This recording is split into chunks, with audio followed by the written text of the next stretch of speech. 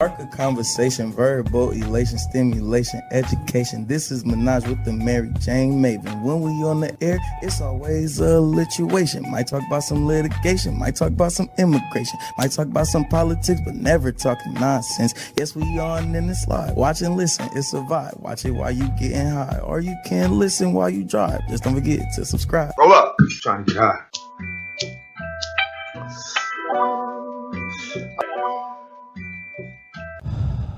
Welcome to Menage with the MenagewiththeMariJayneMaven podcast with your host, the MenagewiththeMariJayneMaven.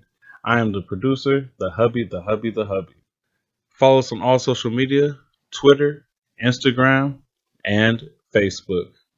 Show us some love and click that subscribe button now. Don't forget to click the bell so you get notifications and click the like button on the videos. And now, your host.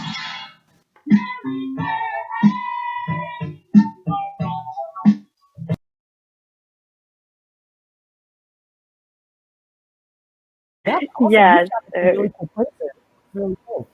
Really cool. So your next trip, just go ahead and book your ticket. I'll be there, girl. I'll be there. Yes. So, guys, if you've been waiting, I know you guys are like, it is 26 minutes in, Mary Jane. Where is the spark and salutations? So let's go, guys. You know we're going to spark up. We have been chit-chatting here. So we're going to kind of jump into some of the frivolous little stuff that we talk about on the way.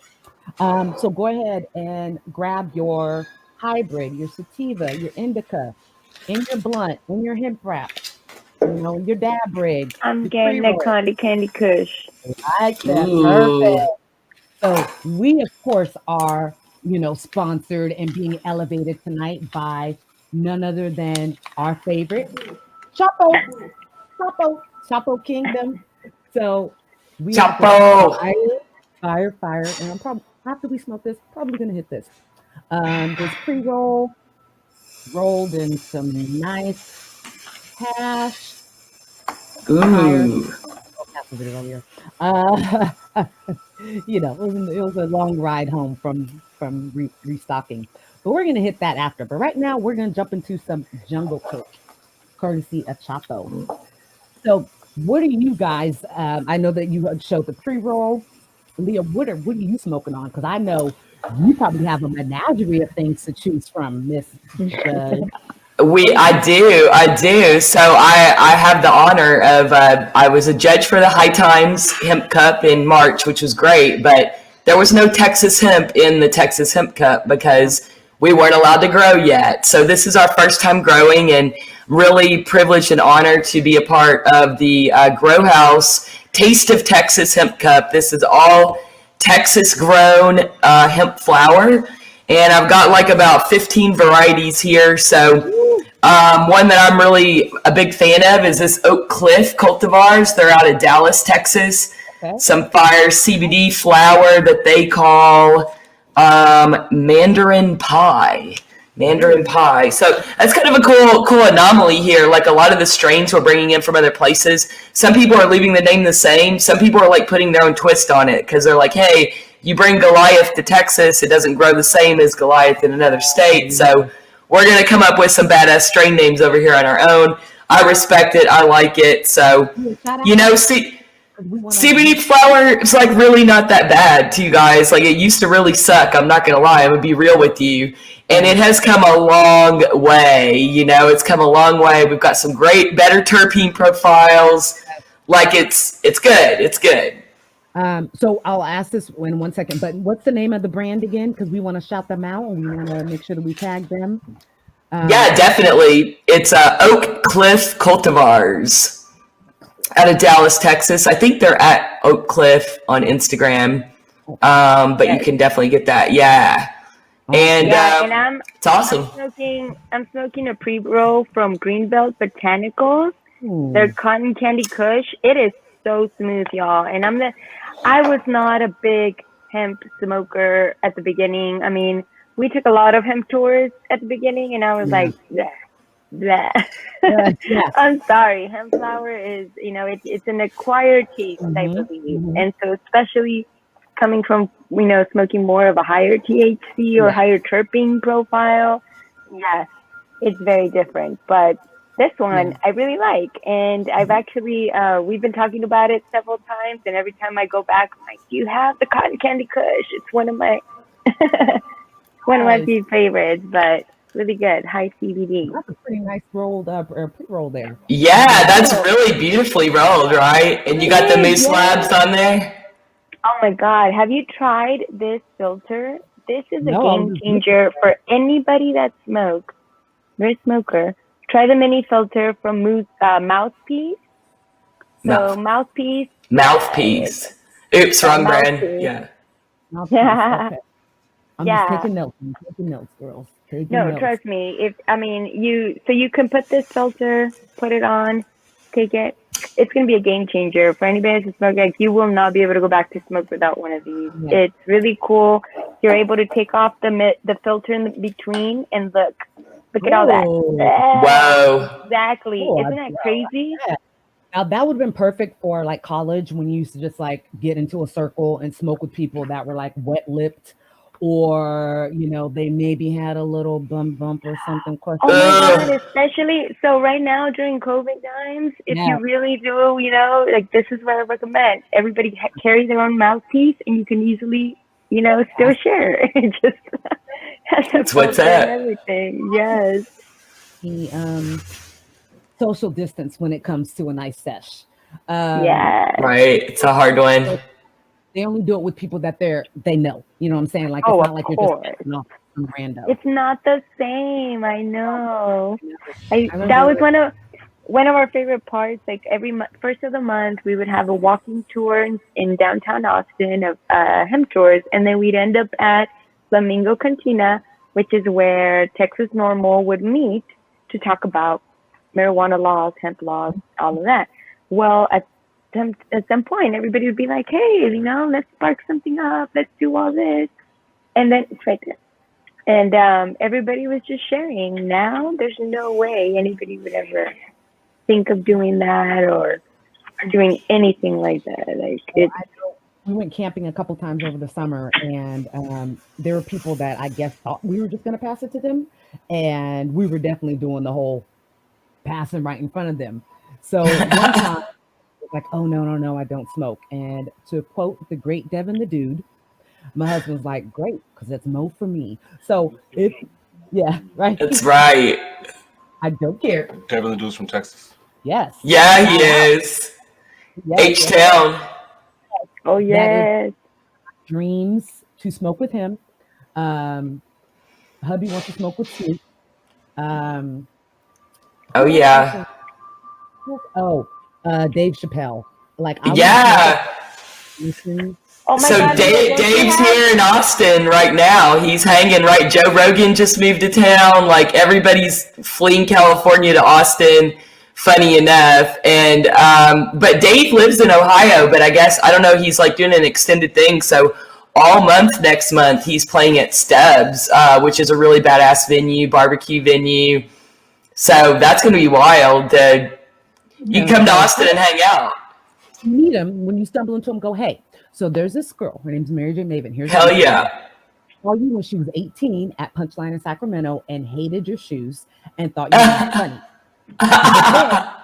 Or to half bake, and I was like, "This guy's hilarious." And then just has grown. I mean, he is genius. Have you guys seen his like latest? Is it called Unforgiven? The Netflix. It is. I haven't seen it yet. No. I have not. YouTube it. It's like 18 and a half minutes of just like your mind blown. You feel like you walk away learning something, because you have so much more respect for him. I watched 2 minutes of it and I was like, "Nope, gotta watch it with hubby." And he's sitting here shaking his head like, "What are you talking about?" I just recently watched him on SNL. Did you see his SNL? So good. So good. Oh yeah. So yeah, I'm catching up. 25-minute freaking monologue, opening monologue. Yes, that's what I said too. I was like, "This is his monologue." Like, that was the whole show. Yeah. He's amazing. I loved it. So talented. Yeah, I feel bad that's something that we all know him so much for, and we quote quite often Dave Chappelle, the Chappelle Show, that he has no control over it, and that's him. That's his thing. That's, what I'm saying. And it's his name, and for to lose the rights to that, like, so sad. But that's, the music industry. Like, of course, there's a give and a take, and it's hard because you have to there's money, it's capitalism, blah blah blah, and then you're creative, but it's sad that the certain industries, particularly entertainment, really take advantage of people in this way, and it's just like, oh man. I mean, you can look back at any movie from like the late 90s to mid 2000s that talked about Black, R&B artists from back in the day.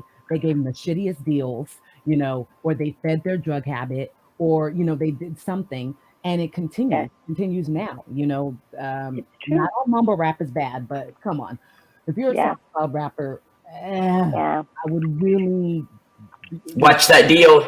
Look at Mac Miller, stay independent over here, right? Like, you don't even need that record company. What are they doing these days? Everything's like this. It's organic, social media. Like, that's where it's really at. Build that following. I'm a huge fan of Russ. He is fire. I get why everybody hates him. I would hate him too if he was spitting the truth and I was, and I was on that end. I mean, the dude is a self-made millionaire in music, and he comes. He's released 3 albums in a year. But that's also going back to like that quote that you said earlier. It's like people gotta evolve, and people think that just doing the same thing that just because you're an OG of a certain you were the great at that time. It doesn't translate now. You gotta now work with how the system does, and unfortunately, social media, whether you want to or not, plays a huge part on it. My husband, Eminem, he is one that has adjusted. It took a while. It took him a while. He was gone of the scene, and it was like, oh, okay, I guess that's it. And then, the rap god he was there the whole time. He planned it that way. But I know he's accountable, and he comes out now and he goes, "Yeah, I know it was shit." You know what I'm saying? Yeah. He had some.